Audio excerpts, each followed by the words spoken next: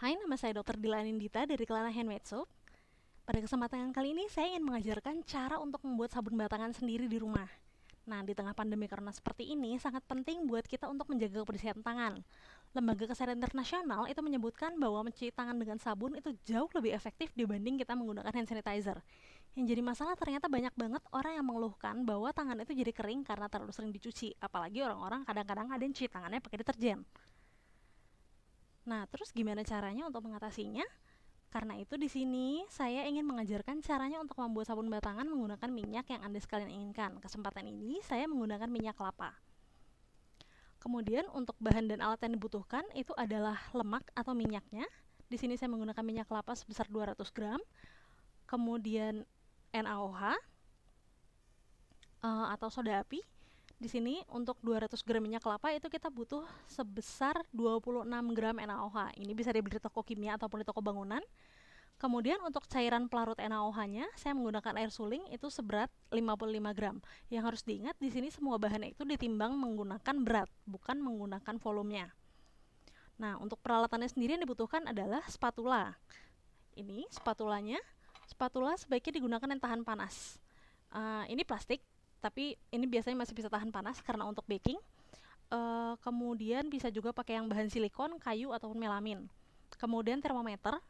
Termometer itu digunakan sebenarnya untuk mengecek suhu dari si minyaknya atau lemak yang kita gunakan, dan juga untuk mengecek suhu dari larutan soda apinya. Jadi nanti soda api ini akan dicampurkan ke air dan itu biasanya menghasilkan suhu sekitar 90-an derajat. Kemudian kita juga menggunakan gelas ukur. Di sini yang saya gunakan adalah gelas ukur, ada yang kaca, ada yang plastik. Untuk kaca maupun plastik yang harus kita ingat adalah dia harus bahan yang tahan panas. Jadi kalau plastik itu ada kodenya khusus yang untuk tahan panas. Kalau kaca itu biasanya gunakan Pyrex karena ini suhunya hampir sama dengan suhu air mendidih nanti larutan soda apinya. Kemudian timbangan, di sini yang saya gunakan adalah timbangan digital. Timbangan digital ini gunanya untuk nimbang bahan-bahan yang kita butuhkan dan harus yang digital karena kita butuh akurasi. Nanti untuk setiap minyak yang kita gunakan itu soda apinya itu kalau bisa jangan lebih jangan kurang karena nanti akan menghasilkan sabun yang akan berbeda juga kualitasnya kalau seandainya ada perbedaan dari takaran soda apinya. Makanya kita butuh angka sampai 1 satuan gramnya. Kemudian di sini ada sarung tangan karet, ini kita gunakan untuk safety-nya. Kemudian cetakan, di sini cetakannya bisa pakai kayu, plastik, silikon. Nanti yang akan saya gunakan cetakan-cetakan silikon. Bisa juga pakai bekas kotak susu kayak gini, tinggal dipotong. Nah, kalau teman-teman mau ada yang coba pakai pipa boleh, mau pakai cup untuk gelas-gelas puding itu boleh. Kemudian blender, di sini saya pakai hand blender. Hand blender ini fungsinya nanti untuk membantu pengadukan aja biar prosesnya lebih cepat. Bisa juga kalau nggak mau beli hand blender, pakai whisk ini aja bisa. Cuma pengadukannya akan jadi lebih lama. Kemudian sekarang kita masuk ke tahap pembuatannya. Untuk pembuatannya itu kita siapin dulu alat-alatnya. Ini semuanya udah disiapin ya, karena ini bahannya udah saya timbang, jadi saya nggak butuh timbangan lagi, bisa saya singkirin.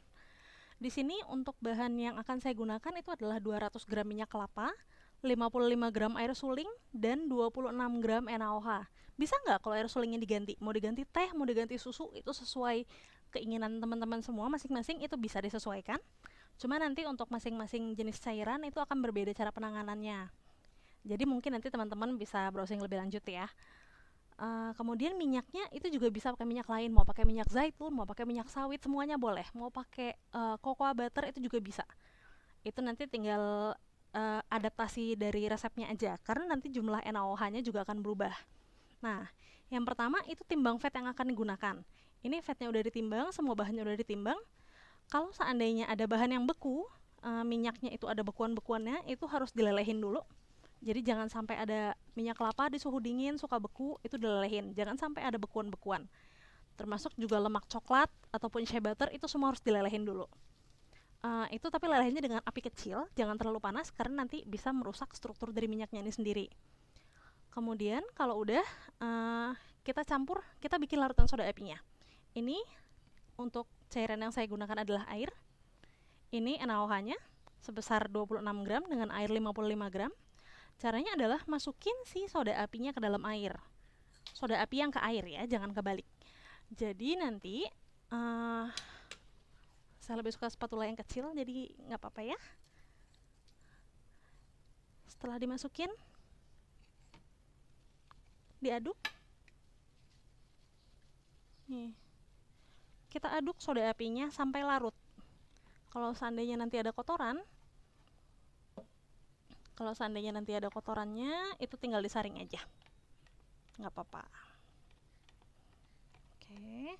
Nah, pada saat kita ngelarutin soda api ini, kadang-kadang ada kayak butiran-butirannya atau ada kotoran, nanti tinggal disaring. Yang pasti dia juga pada saat diaduk ini dia menghasilkan kayak uap. Uapnya itu cukup menyengat dan bisa bikin agak sesak. Jadi kalau bisa bikin ini di luar ruangan atau tempat yang ada ventilasinya. Nah, ini kalau diukur ini suhunya mendekati 90 derajat. Jadi kalau seandainya teman-teman tinggal di daerah yang cuacanya agak-agak panas, itu sebaiknya ditunggu sampai agak dingin, biasanya sekitar 15 menit. Tapi saya tinggal daerah dingin, jadi biasanya ini juga berpengaruh, jadi nggak apa-apa. Oke, kemudian soda apinya udah larut semua, ini minyaknya. Nah, di sini yang perlu kita lakukan adalah mencampur minyak dengan soda apinya. Ini minyak, karena ada soda apinya, masih ada kotoran-kotoran dikit-dikit ya, mungkin dari soda apinya. Kadang-kadang kurang bersih, kita saring aja. Setelah kita saring, lalu kita aduk. Teman-teman mau ngaduk kayak gini boleh. Ini lama. Resikonya cuma itu. Ya, untuk olahraga tangan nggak apa-apa. Tapi kalau saya agak pemalas. Jadi saya milih untuk pakai hand blender aja. Kalau pakai hand blender, kita masukin. Kemudian kalau bisa jangan terlalu banyak gelembung udara yang kita ciptakan. Nih, nanti saat kita aduk, dia akan membentuk emulsi. Emulsi itu kayak larutan obat ya. Jadi ini kan masih kelihatan ya, ada minyaknya agak kepisah warnanya. Jadi kalau kita lihat di sini, tandanya kita sampai ngaduknya sampai kapan dia sudah jadi sabun, itu adalah saat si minyaknya ini sudah menyatu semua. Dan kalau diangkat itu meninggalkan jejak. Itu namanya fase tracing. Kalau teman-teman ragu, aduk aja sampai kental. Nanti dia akan mengental. Nih, ini udah mulai mengental, warnanya sudah berubah jadi putih ya. Nah, ini sebenarnya sudah bisa masuk cetakan. Tapi biar lebih pasti ya, lebih enak gitu kan ngelihatnya, udah jadi adonan sabun. Nah, nih. Ini sudah kelihatan tidak ada lagi minyak yang terpisah. Nah, ini udah bisa masuk cetakan nih. Kalau teman-teman mau menggunakan essential oil atau mungkin parfum atau pewarna lain, itu bisa dimasukin di sini, tapi nanti ada caranya sendiri. Dilarutin dulu si minyaknya. Saya kerjanya agak berantakan. Nah, untuk sekarang cetakan yang saya gunakan adalah cetakan silikon. Nih, yang bisa dilihat adalah ini kalau kita terlalu lama ngaduknya, jadinya sabunnya agak lebih kental. Jadi kadang-kadang ngebentuknya nanti agak susah, apalagi kalau teman-teman mungkin mau coba iseng bikin desain yang cantik-cantik. Nah, itu nggak boleh sampai sekental ini.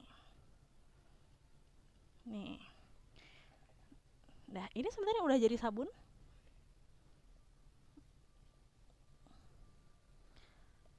Nanti dia akan mengeras. Ya. Udah selesai. Sabun kita tinggal tunggu. Kalau teman-teman pakai cetakan kayu atau mungkin pakai kotak susu, itu biasanya 1 atau 2 hari sudah bisa dikeluarkan dari cetakan. Kalau teman-teman pakai cetakan silikon, itu agak lebih lama biasanya karena bagian bawahnya kadang-kadang belum kering. Nah, ini udah sabun yang tinggal dikeringin aja. Teman-teman bisa taruh ini di tempat yang tidak terkena matahari langsung, bisa kena angin, nggak apa-apa. Nanti dalam 2 hari, kalau pakai kotak susu ya 2 hari ya, tapi kalau silikon biasanya saya diamin sampai 4-5 hari. Nah, nanti dia akan mengeras, itu jadinya bisa seperti ini. Ini ada warna yang berubah, ini tahap normal dari pembentukan sabunnya, nggak apa-apa. Nanti setelah 2 hari keluar dari cetakan, bisa teman-teman potong-potong. Itu fungsinya untuk memadatkan sabunnya, dan soda apinya itu sudah habis, sudah berhenti bereaksi. Jadi teman-teman jangan takut, karena pembuatan sabun tanpa soda api itu tidak mungkin, tapi tidak ada soda api yang tersisa dari sabun yang dihasilkan. Nah, kemudian setelah dikeluarkan dari cetakan, ini teman-teman tinggal potong-potong, lalu bisa dikeringin aja, ditaruh di tempat yang kena angin. Ini contoh sabun yang udah jadi ya. Ini tinggal dipotong-potong, lalu diangin-anginin. Bisa taruh di rak, atau mungkin di luar, tapi hati-hati debu. Tinggal dipotong-potong, kemudian ditunggu selama 1 bulan sampai dia benar-benar kering, uap airnya menguap semua, dan sabunnya sudah lebih padat. Setelah itu bisa digunakan. Nah, sekian untuk tips dari saya. Mungkin teman-teman nanti bisa coba. Makasih.